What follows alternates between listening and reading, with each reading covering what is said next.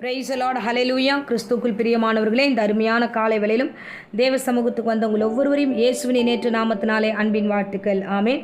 So இந்த நாளிலும் இந்த வருடம் 40 நாள் தேவ சமூகத்தில் வாலிபர்களுக்கு என்று உபவாசிக்க கர்த்தர் நம்முடைய சபைக்கு கிருபை கொடுத்திருக்கிறார்.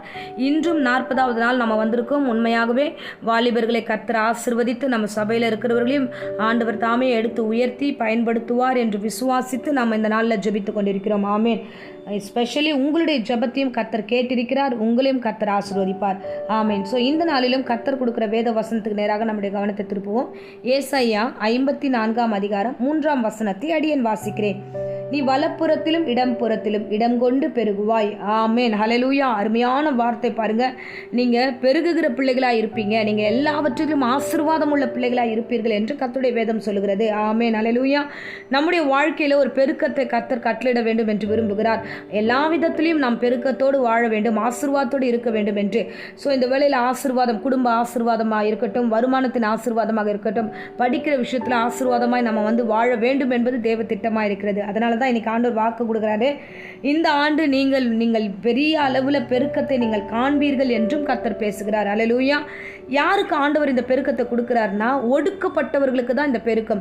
ஸோ வறுமையில் இருக்கிறவர்களுக்கு தான் ஆசீர்வாதம், பலவீனப்பட்டவர்களை தான் கர்த்தர் பலப்படுத்துகிறார். அப்போ நீங்கள் பெருகுவீர்கள் அப்படின்ற வார்த்தை எதை குறிக்குதுன்னா, நம்ம பலவீனத்தோடு இருக்கும்பொழுது, நம்ம சோர்ந்து போய் இருக்கும்பொழுது, நம்முடைய ஆசீர்வாதம் குன்றி போய் இருக்கும்போது கர்த்தர் சொல்லுகிறார், நீ பயப்படாத, நீ வல பக்கத்திலையும் சரி இடம் பக்கத்திலையும் சரி நீ இடம் கொண்டு பெருகுவாய்ப்பு, உனக்கான ஆசீர்வாதம் இந்த பூமி நிரப்பத்தக்கதா இருக்கும் என்று கர்த்தர் ஒரு தீர்க்க தரிசன வார்த்தைகளை கொடுத்திருக்கிறார். அல்லேலூயா. கர்த்தர் நல்லவர், கர்த்தர் நல்லவர். அவர் கிருபை நம்மை நடத்தி கொண்டிருக்கிறது. பாருங்க, இஸ்ரவேல் ஜனங்களை கர்த்தர் அவ்வளவாய் ஆசீர்வதித்தார். நம்ம ஒரு காரியத்தை வாசிக்கிறோம். அவர்கள் அடிமை தனத்தில் இருக்கும்போது, பார்வோன் கையில் அவர்கள் அடிமைகளாய் வாழ்ந்து கொண்டிருந்த அந்த நாட்களில் இவர்களுடைய பெருக்கம் அதிகமாக இருந்தது. இஸ்ரவேலர்கள் எப்படி இருந்தாங்கன்னு வேதம் சொல்லுகிறதுனா, யாத்ராகமம் 1ஆம் அதிகாரம் 7வது வசனத்தில் வாசிக்கிறோம். ஏராளமாய் அவர்கள் பெருகி பலத்திருந்தார்கள், தேசம் அவர்களால் நிறைந்திருந்தது. இதை யார் கண்டா அப்படின்னா, அந்த தேசத்தில் இருக்கிற பார்வோன் ராஜா காண்கிறான். அவன் கண்டு, என்ன இவர்கள் இவ்விதமாய் பெருகுகிறார்களே, இவர் தேசத்தை பெருகும் பொழுது நம்முடைய இனத்தை இவர்கள் அழிப்பார்கள் என்று அவர்கள் வித்தியாசமான ஒரு கோணத்தில் ஒரு யோசிக்கிறார்கள். எப்படி ஆகிலும் இந்த ஜனங்களை, இஸ்ரவேல் ஜனங்களை ஒடுக்க வேண்டும், அவர்களை அழிக்க வேண்டும், அவர்கள் மீறி நம்மளை விட்டுட்டு போயிடாதபடிக்கு அவர்களை அடக்க வேண்டும் என்று அவர் பல காரியங்களை குறித்து யோசிக்கிறார்கள். அப்படியே வேதம் சொல்லுகிறது, அவர்கள் உபாயங்களை தேடினார்கள். எப்படி இவங்களை ஒடுக்கலாம் பாருங்க. யாரெல்லாம் உங்களை ஒடுக்கணும்னு நினைக்கிறாங்களோ, யாரெல்லாம் உங்களை நிர்மூலமாக்கணும்னு நினைக்கிறாங்களோ, யாரெல்லாம் உங்களுக்கு விரோதமாக திட்டம் தீட்டுகிறார்களோ, ஒரு வார்த்தை இன்னைக்கு தீர்க்க தரிசனமாய் கர்த்தர் சொல்லுகிறார், எவ்வளவாய் ஒடுக்கினார்களோ அவ்வளவாய் நீங்கள் பெருகுவீர்கள். ஆமென். ஹல்லேலூயா. ஸோ கர்த்தர் பெருக்கத்தை கொடுக்கிற தேவனாக இருக்கிறார். சாத்தான் கெர்ஜிக்கிற சிங்கம் போல எவனை விழுங்கலாமோ என்று வகை தேடி சுற்றி திரிகிறான், அழிக்கலான்னு பிளான் பண்ணிட்டு சுற்றிட்டு இருக்கான். ஆனால் கர்த்தரோ நம்மளை ஆசீர்வதித்து நம்மளுடைய பெருக்கத்தினாலே கர்த்தர் வழி நடத்த வல்லவராய் இருக்கிறார். ஆமென். 12ஆம் வசனத்தை நான் வாசிக்கிறேன். அவர்கள் எவ்வளவாய் ஒடுக்கினார்களோ அவ்வளவாய் அவர்கள் பெருகினார்கள். அப்போ நீங்கள் எவ்வளவா அழுகிறீங்களோ அவ்வளவாய் சிரித்து கொண்டு இருப்பீங்க. நீங்கள் எவ்வளவாய் பாவத்தில் சூழ்நிலை விழுந்தீங்களோ அப்பேற்பட்ட இடத்துல இருந்து பரிசுத்தமான நிலைமைக்கு நீங்கள் மாறப்போகிறீங்க. எவ்வளவாய் நீங்கள் வறுமையில் வாழ்ந்தீர்களோ ஆசீர்வாதம் உள்ள ஒரு இடத்துக்கு நீங்கள் போக போகிறீங்க. அப்பேற்பட்ட கிருபைகளையும் ஆசீர்வாதத்தையும் இந்த நாள் கர்த்தர் நமக்கு தரப்போகிறார். அல்லேலூயா. எவ்வளவு அருமையான வார்த்தை பாருங்க. இன்றைய தினத்தில் நம்மை ஆசீர்வதிக்கிற ஒரே ஒரு தேவன் ஒருவர் தான், கர்த்தராகிய இயேசு கிறிஸ்து மட்டும்தான் நம்மளை ஆசீர்வதிக்க முடியும். அவர் மட்டும்தான் நம்ம நல்லா இருக்கணும்னு நினைக்கிறவர். பாருங்க, மற்ற எல்லாருமே நம்மளை சுற்றி இருக்கிற எல்லா காரியமே நமக்கு விரோதமாக எழுந்திருக்கும் போதெல்லாம் நீங்கள் பயப்படாதீங்க. தேவன் ஆதரவாய் இருக்கிறார். இஸ்ரவேல் ஜனங்களுக்கு அவருக்கு ஆதரவாய் இருந்தார். பார்வோனுக்கு விரோதமாய் ஆண்டவர் அவர்களை ஆசீர்வதித்து நடத்தினா. பார்வோன் பிளான் பண்ணுகிறான், வித்தியாசமான பிளான். எப்படி ஒடுக்கலாம், இன்னும் அதிகமான வேலைகளை கொடுக்கலாம், இன்னும் சுமைகளை கொடுக்கலாம், இன்னும் பிரச்சனைகளை கொடுக்கலாம். இன்னைக்கு நிறைய பேர் அப்படிதான், பிரச்சனையில் ஒழிஞ்சிரும்னு பார்த்தா திருப்பி பிரச்சனை இன்னும் அதிகமாகுது. சரி, வியாதி போயிடும்னு பார்த்தா இன்னும் வியாதி அதிகமாகுது. கடன் ஒழிஞ்சிரும் பார்த்தா இன்னும் கடன் அதிகமாகுது. என்ன அதிகமாகிட்டே இருக்குன்னா, சாத்தானுடைய வேலையே எல்லோருடைய பிரச்சனைகளை அதிகப்படுத்துறது தான். ஆனால் கர்த்தருடைய வேலை என்ன தெரியுமா? அவைகள் எல்லாவற்றிலும் இருந்து ஆண்டவர் தப்புவிக்கிறவர், எல்லாவற்றிலிருந்து மாறுதலாய் வாழ்க்கையை ஆசீர்வதிக்கிறவர். அதுதான் இஸ்ரவேல் ஜனங்க பார்த்து கர்த்தர் சொல்லுகிறார்.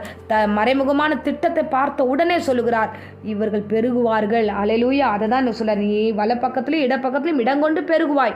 ஸோ நீ பெரிய காரியத்தையும் ஜாதியும் நீ காணப்போகிறாய். நீ தேவனாகிய கர்த்தர் உங்களை ஒவ்வொருவரையும் ஆசீர்வதிப்பார். ஆமென். அல்லேலூயா.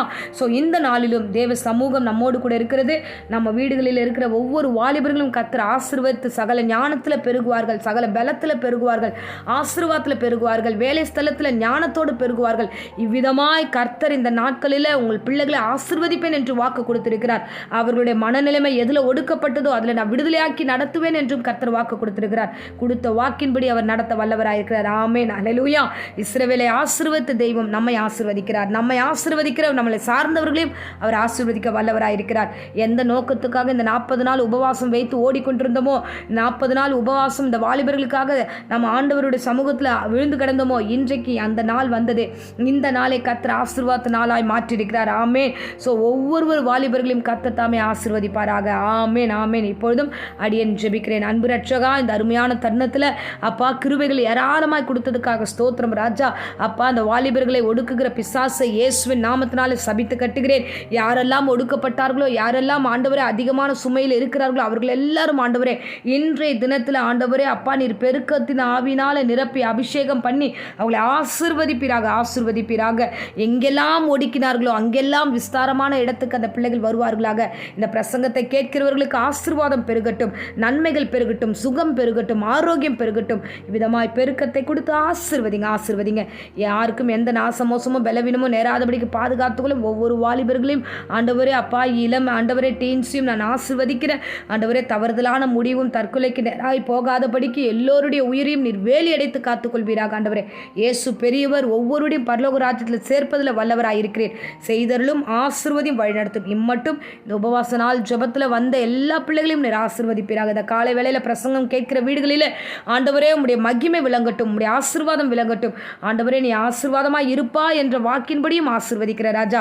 என் பிள்ளைகள் இடங்கொண்டு ஆண்டவரே பெருக்கத்தை கொடுப்பீராக. இடங்கண்டு போவாத அளவுக்கு பெரிய பெருக்கத்தை கர்த்தர் கொடுத்து ஆசீர்வதித்து வழிநடத்தும், காத்துக்கொள்ளும். இயேசுவின் நாமத்தினாலே ஜெபிக்கிறேன்.